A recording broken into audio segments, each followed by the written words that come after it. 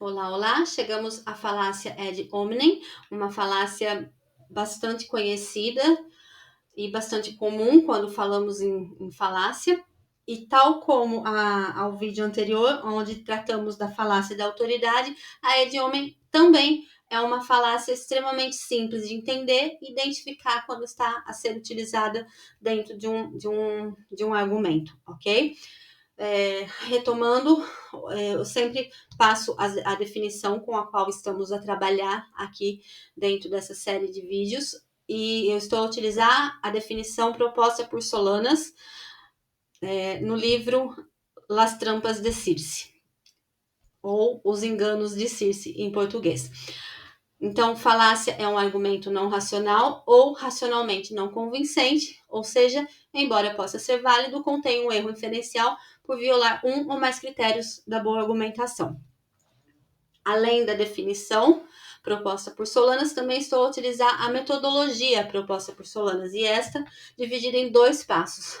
O primeiro, identifica-se o critério de boa argumentação que foi violado, e entre esses critérios estão a clareza, relevância e suficiência das premissas. Lembrando que um argumento é constituído de premissas e conclusão, e sempre se trata da relação entre as premissas e a conclusão. E o segundo passo é identificar o núcleo do erro que gerou a falácia, correto? Também estou sempre a apresentar essa parte de uma tabela de classificação proposta por Solana. Essa tabela, para objetivos de explicação, de apoio às explicações, eu traduzi ela e adaptei, e dentro dessa adaptação eu fiz a tradução do espanhol para o português e disponibilizei ela no meu blog, e o link do blog está disponível nas informações do vídeo. Então, voltando à falácia ad hominem, ela viola o critério de relevância e por intrusão de pistas falsas. Aqui está ad hominem e tem alguns modos do ad hominem. Vamos ver cada um deles, ok? Que é a intrusão de pistas falsas, é o núcleo do erro da falácia. Lembrando que quando a gente fala desse critério de violação, do critério de boa argumentação, a gente está falando das normas do bom uso da argumentação. Então, o critério normativo da relevância argumentativa, ele exige que só as razões relevantes, ou seja, se eu vou concluir algo, eu tenho que ter razões que são relevantes para essa conclusão, certo? Para justificar essa conclusão que eu estou a dar, ok?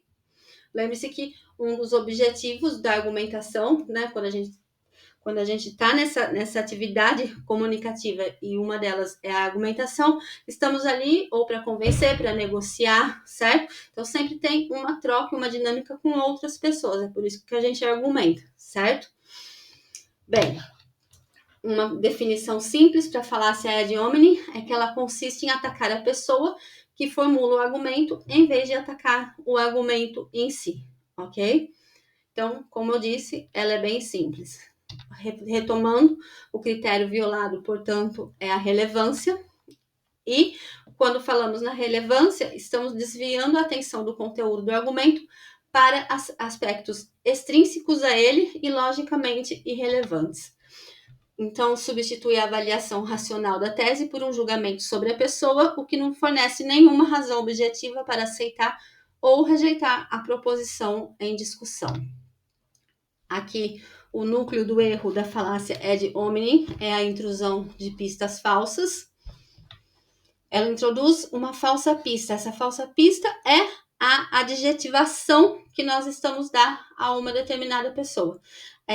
Quando introduzimos esse adjetivo, isso distrai o debate e impede uma discussão racional crítica. Até porque, muitas vezes, os nervos afloram quando isso acontece. E a discussão, ela segue um outro caminho, ok? Introduz um ponto que desvia a atenção para um lugar logicamente indiferente relativamente ao tema argumentado. Então, basicamente, a forma dela é: acredita-se que A defende a proposição P. Se A, uma pessoa qualquer, né, é alvo de uma avaliação negativa por causa de X, algum X qualquer, que é irrelevante, lembra que o critério violado é a relevância, é irrelevante para a discussão, logo a proposição P é falsa. Então, A representa a pessoa que apresenta o argumento, P representa a afirmação, o argumento que está a ser discutido, e X representa a razão para a avaliação negativa de A, que pode ser desde um traço de caráter, circunstância ou associação, como veremos depois. Bem, subtipos, então, de ad hominem. Temos o abusivo, ou abusiva, abusivo em sentido da falácia abusiva, mas se a gente pensar em ad hominem, seria abusivo. Circunstancial, envenenando o poço, tucoque, e culpável por associação. O fundamento para cada uma desses modos, né, ou subtipos da falácia ad hominem são: na abusiva, características pessoais. Então, vamos sempre a ressaltar na argumentação, introduzir, lembre-se disso também, que fica interessante fazer essa associação. Estamos a introduzir alguma característica física, moral, identitária da pessoa para fazer essa distração, ok? E tornar o argumento irrelevante. Circunstancial, condições. Então, estamos fundamentando a argumentação em condições externas, ou trabalho, partido, nacionalidade. Envenenando o poço seria uma desqualificação a priori. E Tucou, que confunde incoerência prática com validade lógica. E culpável por associação, usa a associação com figuras desprestigiadas como prova de que a tese é falsa ou imoral. Ok? Então, geralmente, aqui em Portugal, nos exames nacionais, não cai nos exames nacionais essas distinções. É suficiente saber que é uma falácia ad hominem. Entretanto, embora não caia nos exames nacionais os modos, né, que são possíveis para o ad hominem, temos... pode cair esses diferentes modos sem necessariamente estar sendo descrito, ok? Então, é interessante acompanhar tudo. Mas suficiente também saber que basta saber que é um ad hominem, ok? Vamos lá. Aqui temos um primeiro exemplo. Maria diz que um casal não precisa ter filhos. Não vale a pena ouvir o que Maria diz sobre o casamento. Maria divorciou-se 3 vezes. Veja que aqui um pouco a ordem das premissas e da conclusão está alterada. Aqui, o não vale a pena ouvir o que Maria diz sobre o casamento é a conclusão do argumento, ok? Então, temos... Essa é uma falácia do tipo abusiva, ad hominem abusiva. A premissa: Maria diz que um casal não precisa ter filhos. A conclusão: não vale a pena ouvir o que Maria diz sobre o casamento. Maria divorciou-se 3 vezes. Veja que aqui ela se adapta a essa forma, né? Acredita-se que Maria defende que um casal não precisa ter filhos, né? Maria, ela é alvo de uma avaliação negativa por causa dos 3 divórcios dela. Logo, a ideia que Maria defende, que é um casal não precisa ter filhos, ela é uma ideia equivocada, falsa, ok? Então, estamos aí com a primeira. Veja que o abusivo, ele era abusivo porque ele está inserindo uma pista sobre Maria, irrelevante, que tem a ver com uma, vamos colocar entre aspas, moral de Maria, ok?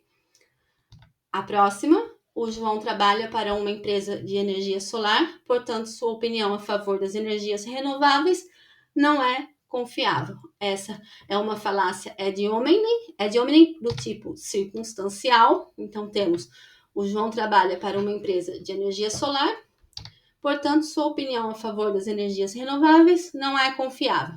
Da mesma coisa, temos aqui: acredita-se que o João defende que as energias, sua opinião a favor das energias não é confiável. Defende que as energias renováveis são uma boa opção para os tipos de energias que devemos implantar. O João, então, ele é alvo de uma avaliação negativa, que seria uma avaliação negativa circunstancial, que tem a ver com o trabalho dele, certo? Por causa do quê? De X, da opinião dele sobre as renováveis. Logo, a proposição P, que ele defende, né? O ser a favor das energias é justamente falsa porque ele trabalha numa empresa de energia solar, ok? Então, veja que é meramente circunstancial isso, dele trabalhar numa empresa de energia solar, ok? A pessoa que vai fazer esse argumento, ela vai aproveitar dessa circunstância para usar isso contra, ok? Próximo. O professor é ateu, logo, tudo que ele disser sobre religião é suspeito. Essa é uma falácia do tipo envenenando o poço. O professor é ateu, logo, tudo que ele disser sobre religião é suspeito. De novo, aqui, acredita-se que o professor defende a proposição, se ele é ateu, de que Deus não existe. O professor é alvo de uma avaliação negativa, o fato dele ser já ateu já é propriamente essa avaliação negativa, logo a proposição que o professor diz é falsa. Essa uma outra variação dessa ad hominem por envenenamento do poço também é quando se diz que o homem não pode opinar sobre o aborto pelo simples fato dele não ser mulher, ok? Veja que o envenenamento do poço, a base dela, o fundamento dela está no a priori. Então, a priori, você já é aquilo, então você já não tem condições de opinar sobre esse determinado assunto, ok? O próximo, então, o deputado diz que é contra a corrupção, mas foi investigado no ano passado. Logo, o que ele afirma sobre ética política é falso. Temos, então, uma falácia por Tukok. O deputado diz que é contra a corrupção, mas foi investigado no ano passado. Logo, o que ele afirma sobre ética política é falsa. Também se encaixa dentro da forma, certo? Seria a falácia Tukok, seria a base dela, uma incoerência prática com a validade lógica. E aí, seguimos para o próximo. Pedro é vegetariano, mas Hitler também era. Portanto, o vegetarianismo é uma ideia errada. Aqui, você já está a fazer uma acusação, que é nada um ataque à pessoa, desculpa, não uma acusação, um ataque à pessoa por associação. Então, o fato do Pedro ser vegetariano e o vegetarianismo ter tido dentro do seu conjunto de membros Hitler, em vez de anular esse Hitler, anula-se então o vegetarianismo, ok? Então é uma ideia totalmente equivocada fazer isso, tá? De novo, e cabe aqui. Então, como a gente viu, são falácias simples, é muito fácil de identificar quando faz isso, e também refutar isso é muito fácil, basta não dar atenção para todas essas adjetivações que estamos a dar, né? E todos esses ataques quando ele é feito dentro de uma argumentação, ok?